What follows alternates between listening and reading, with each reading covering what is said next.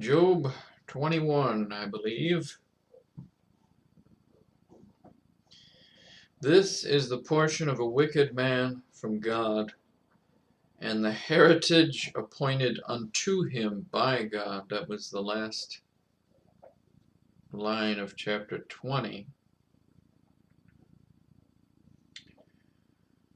It's a, these friends,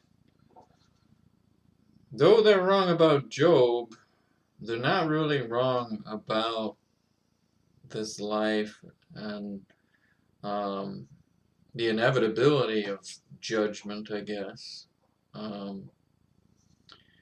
They are wrong in judging Job, and they're just looking for a reason why these things are happening to him. But that last line, it makes me think of Esau and how he gives up his birthright for a bowl of soup, and then he wants to kill his brother over the blessing, and that's why Jacob ends up fleeing to Laban, right? But you think of that, and I think I said that all the way back then. I said that I thought that Esau would have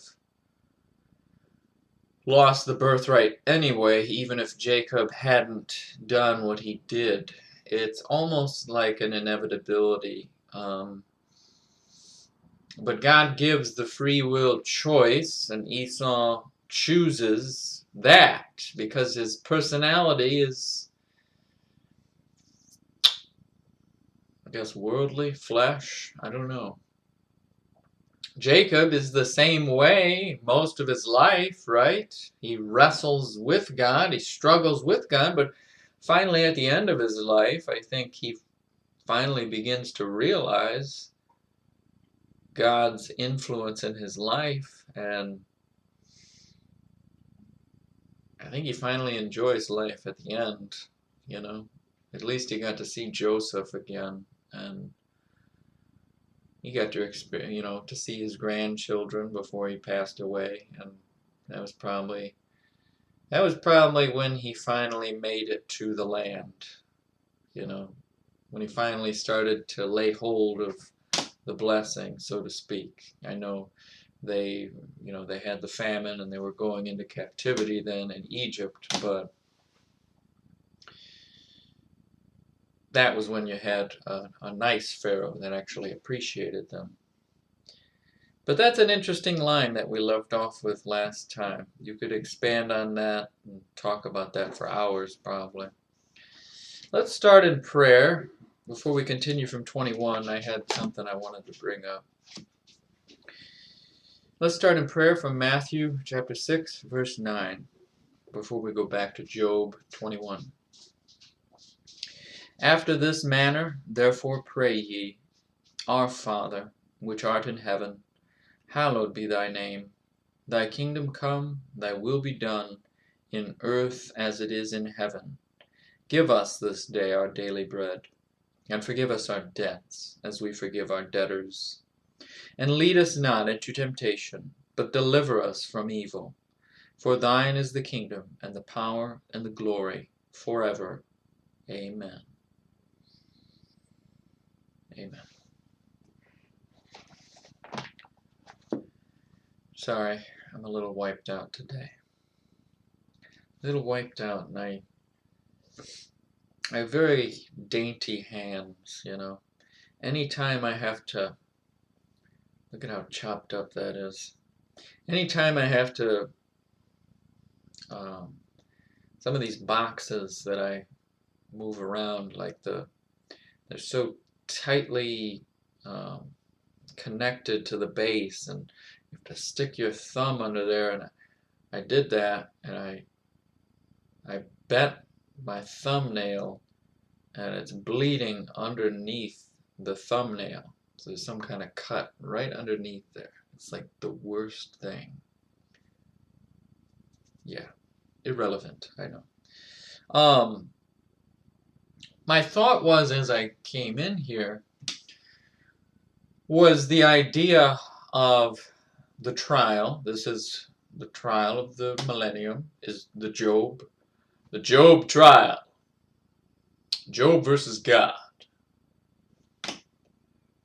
Or is it man versus God? I was thinking as I came in here, I was thinking of the idea of a testimony.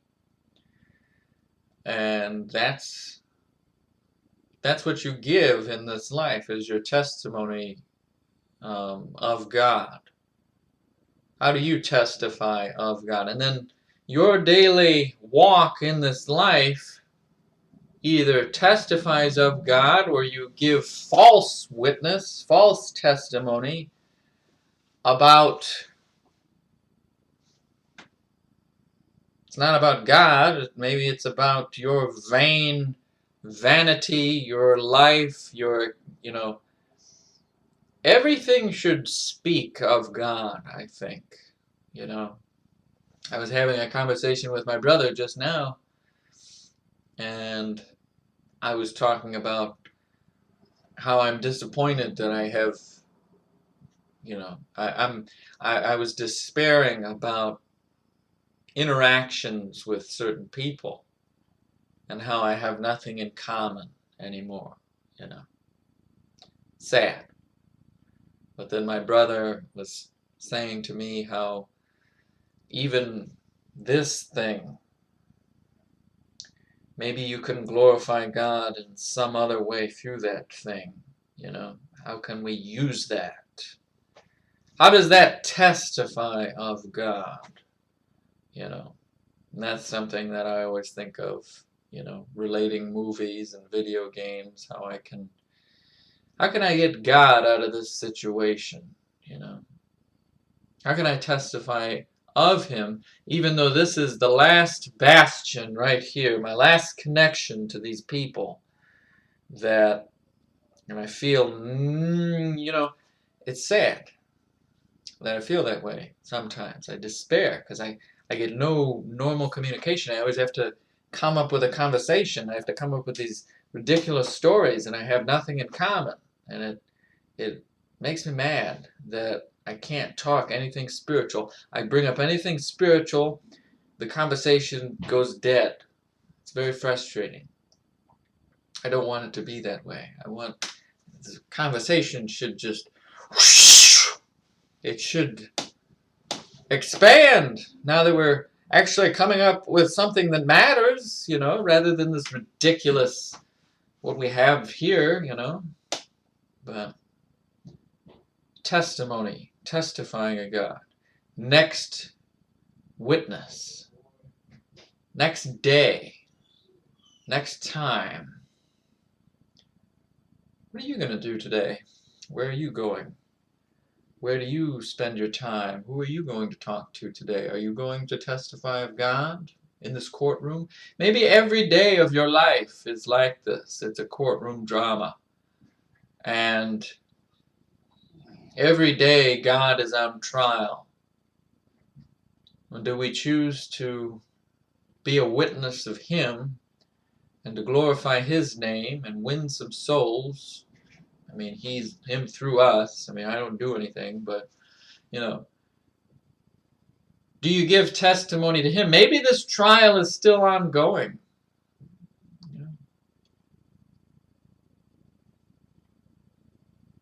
I don't know. I'm just thinking about it in that respect, but plus I'm very tired, so my thoughts are...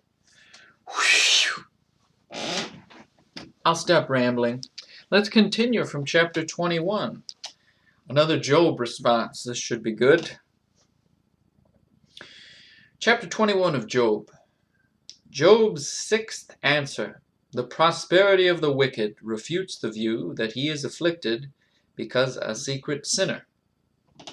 Secret sinner.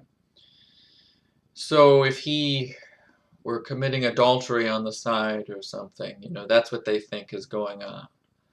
You know, I just posted some video, I think it was Job chapter 9, where I did an impression of a legalistic person pointing his finger at Job. You know, it's pretty funny, I gotta be honest. I mean, not to boast or anything or be vain about it, but I thought that was pretty funny. And I don't even find myself funny, you know. I don't even know where that came from, you know. But that video, right at the start, I did an impersonation of a legalist pointing his finger at Job in this ridiculous stereotypical voice. And that's how I view these guys. But they're assuming a lot, like we've been discussing. And is their assumption about Job correct? No, it isn't. Job admits he's a sinner, and he did the sacrificial system of the time to compensate for any kind of possibility of any sin that he may have committed or his family members committed. He is humble before God. He recognizes God, and he wants to walk with him. It's not like he secretly has a drug den to the south where he has mountains of cocaine and he's secretly dealing drugs in the ghettos of Nimrod's territory. You know, it's not like he has something like that. Or in Jasher, how Jasher, in the book of Jasher, I know it's why they consider that book compromised. One of the issues in that is they try to say that Job is the one who comes up with the plan to execute all the babies of the Israelites. So Job is the person who came up with the idea to kill Moses as a baby. That's what that book tries to come up with, that idea. So maybe that's what they think, you know, that Job secretly does consultant work for Pharaoh on the side. See, that's what you've been doing, Job. That's your problem. You've been doing secret consultant work for Pharaoh. You shouldn't have been doing that, Job. Right? Which that's, you know, if that were the case, then Job deserves this 100%. But I think that's another indicator of why that book is compromised. So he doesn't have a secret sin. He has been a righteous man up to this point, and yeah, that's the title. Let's get into the actual book, or chapter 21, verse 1. But Job answered and said, Hear diligently my speech, and let this be your consolations. Suffer me, that I may speak, and after that I have spoken, mock on. Mock on. Yeah. Because they're not really helping him, right? They could be, hopefully they are getting him some ointment, like I said, and they're trying to heal him, and maybe they're getting him some pillows or something, and cooking him some nice food. Hopefully. But according to this, you know, that's all you guys are doing. You're just mocking me in this trial. You know, I didn't do anything. 4. As for me, is my complaint to man? And if it were so, why should not my spirit be troubled? As for me, is my complaint to man? No, it's to God. He wants to know from God, why is God judging me? Man, he's pointing out, man is irrelevant. Why should not my spirit be troubled? My spirit. Mark me, and be astonished, and lay your hand upon your mouth. Even when I remember, I am afraid, and trembling taketh hold on my flesh. Wherefore do the wicked live, become old, yea, are mighty in power? Their seed is established in their sight with them, and their offspring before their eyes. Their houses are safe from fear, neither is the rod of God upon them. That's, that's something that happens. You witness it. Like, what would be a good example? I got nothing today. I'm brain dead.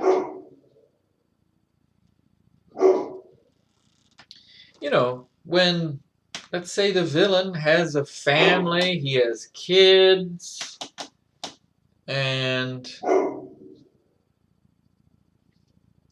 why is that allowed to continue when somebody like let's say my best friend, all he wants is a family, Why is that dog barking? Shut up! Sorry. My best friend, all he wants is a family. And kids, family, And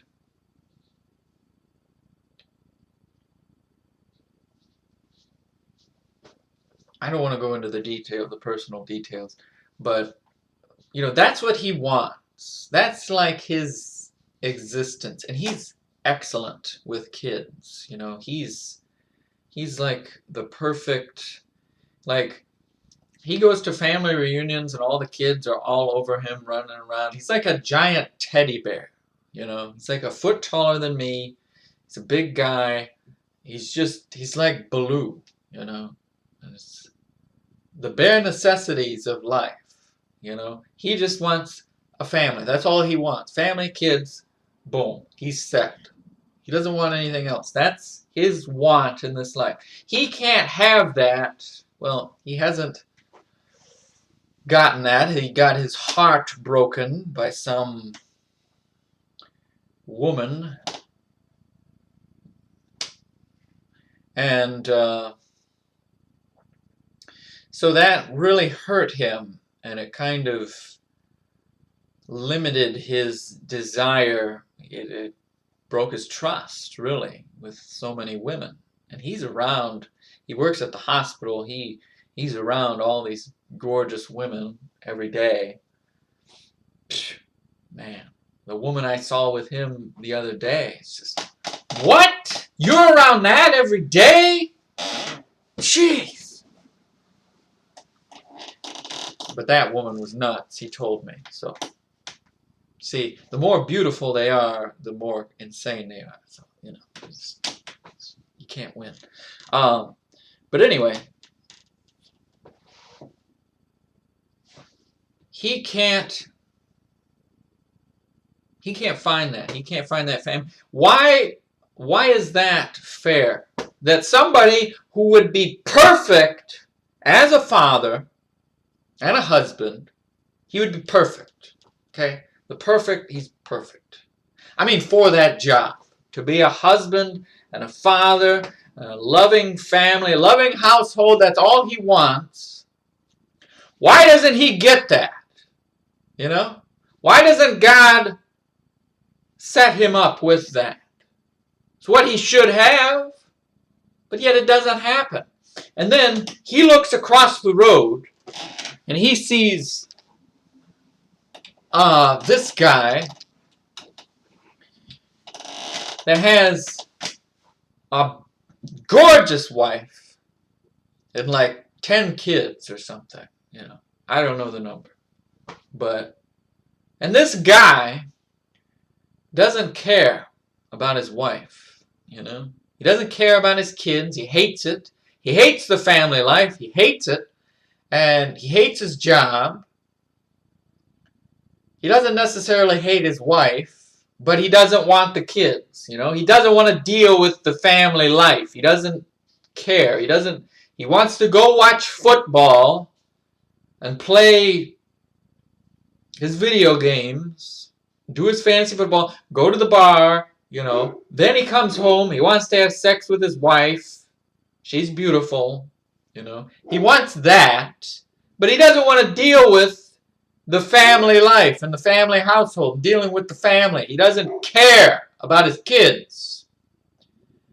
And it's so aggravating. Because my friend wants that more than anything. He's very depressed about that, you know. Why does this guy get a family, and why does my friend get drunk every night? And he's miserable. Why? It's frustrating. But that's what he's pointing out here, you know. If this world is the legalistic, perfect world that you describe, you legalists, then why doesn't my friend get that family and wife and the household that he should have? Because, Job, he's got some secret sin just like you. You've got some secret sin, and I'm pointing my finger at you because you didn't go to church and you didn't tithe properly, Job.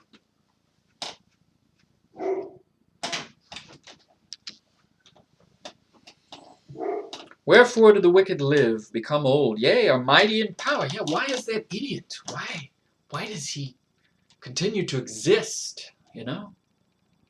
It's so frustrating. But maybe I'm judging. I don't know.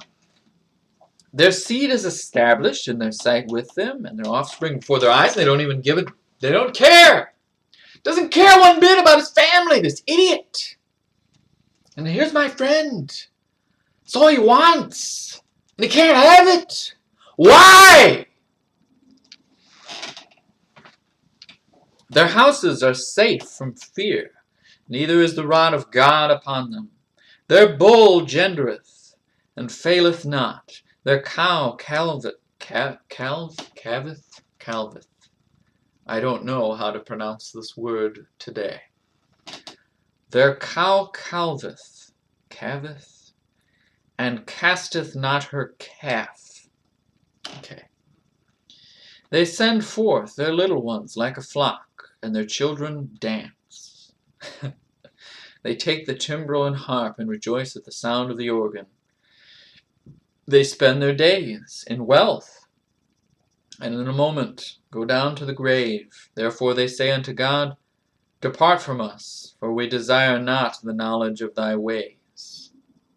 I guess it's a little different circumstance than what Job is describing here, what I was describing, you know. That guy, I don't know where he stands with God, but think about some of the rotten people that I encounter at work. You know, they make all these kids, they treat everybody like garbage, and they ignore God. Think of an atheist that has this perfect life, maybe the Wolf of Wall Street, maybe some upper class guy on cocaine and heroin. He's got the car, he's got the beautiful wife, he's got 10 kids, you know, he's got the super mansion. He ignores God, he ignores any kind of good relationship with people. He doesn't care about people. And they never needed to know God. They never needed God. They don't care about God. They don't care about other people. Why is that allowed to happen? You know. Therefore they say unto God, Depart from us, for we desire not the knowledge of thy ways. What Job is talking about here is still relevant to right now. What is the Almighty, that we should serve him? And what profit should we have if we pray unto him? Right? That's what they do. And then they say that to your face, you know, as you go and witness to them, you know. And that's what they say to your face.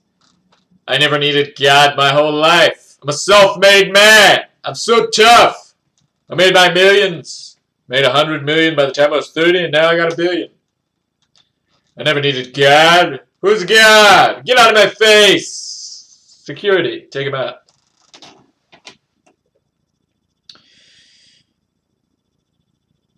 Lo, their good is not in their hand. This is very good. The counsel of the wicked is far from me. How oft is the candle of the wicked put out, and how oft cometh their destruction upon them? God distributeth sorrows in his anger. They are as stubble before the wind, and as chaff that the storm carrieth away.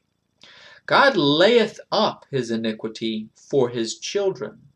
He rewardeth him, and he shall know it. His eyes shall see his destruction, and he shall drink of the wrath of the Almighty.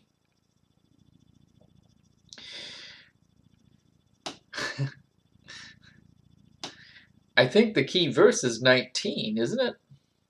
Is it the key wording there is his children?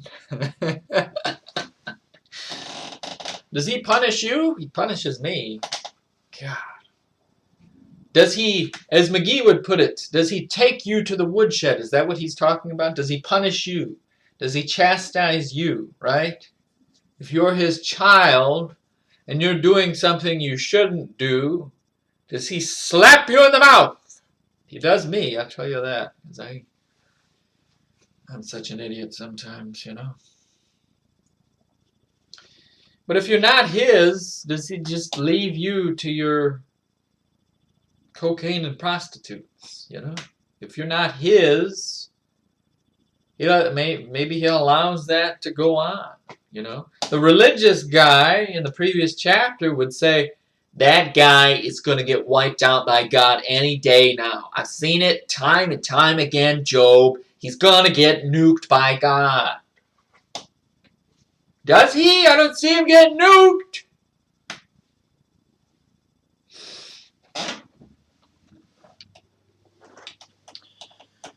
But does he punish you?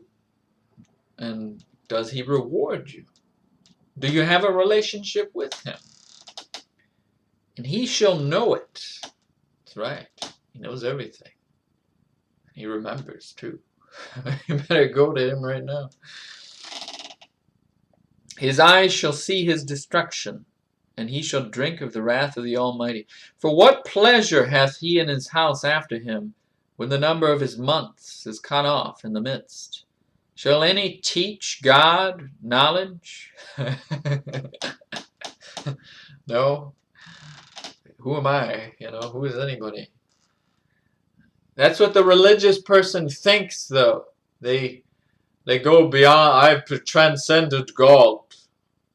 And they try to lord it over you, right? Lordship salvation. They take the place of God. Or you're some pastor or some priest. Father, what I do? I confess my sin, but I don't get it. Why I'm saying, Father! You know, you're speaking to this priest. Well, my son, if you give me 10 Hail Marys and you donate 10,000 to the church, then you'll be forgiven. But only till you get the 10,000. Otherwise, you're not forgiven, boy. You better get another indulgence for me.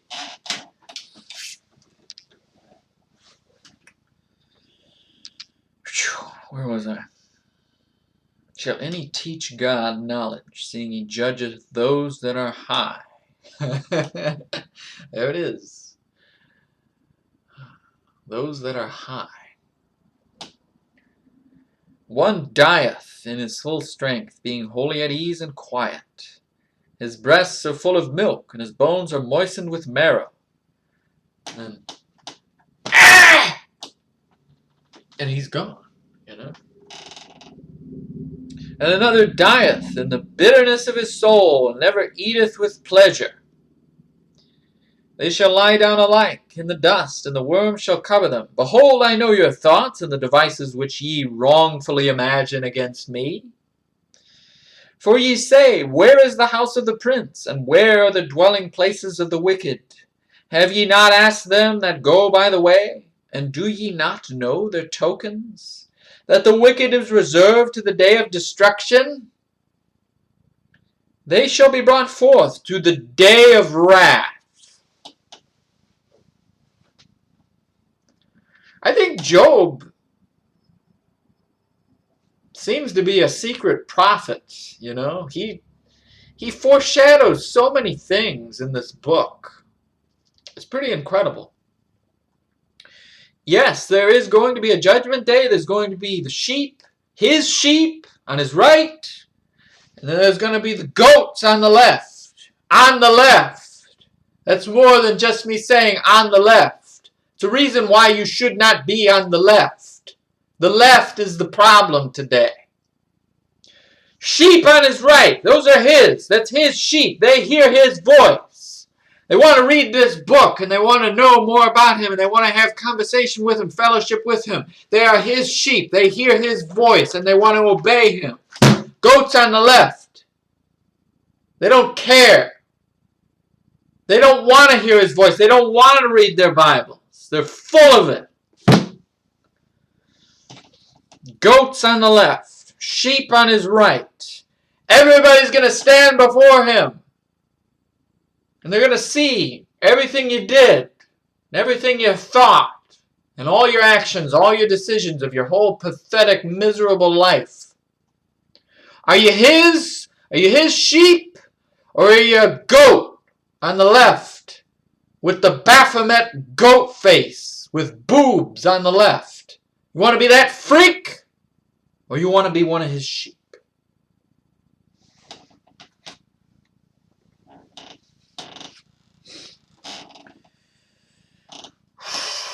Judgment Day. He's foreshadowing it. It's going to happen soon.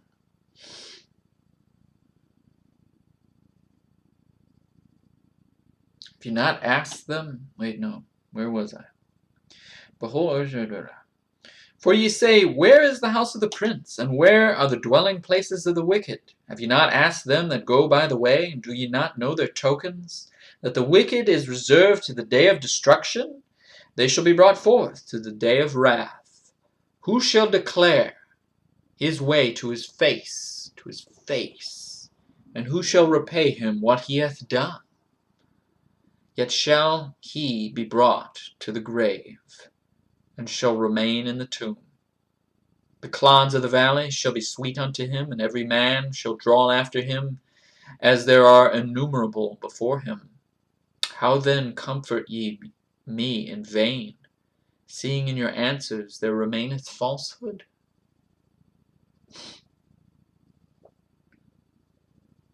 You're not comforting me, guys. You know, I know all about this. I know the wicked are doomed. But I didn't do anything.